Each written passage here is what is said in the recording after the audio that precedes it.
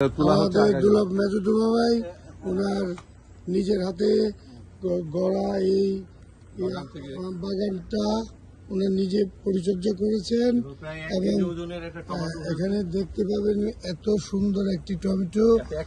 আমরা হয়তো তিনি এখন এটা ছেড়ে নিতে পারেন আমাদের সালাদ করার জন্য। এবং এখানে শুধু টমেটো গাছ না, এখানে শসা, তারপরে বেগুন এবং বরবটি, আপনারা দেখুন কত সুন্দর মাশাআল্লাহ। মরিচ, এটা হলো মরিচ গাছ,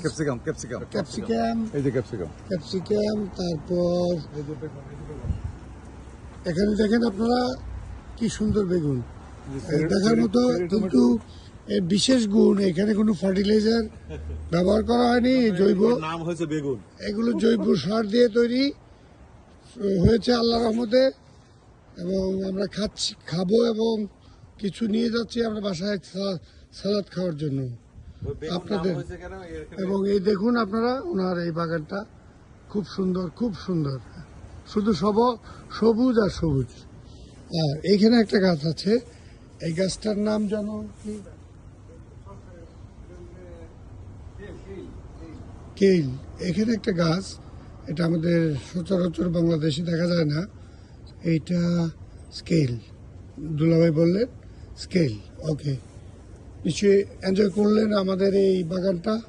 thank you, see you again.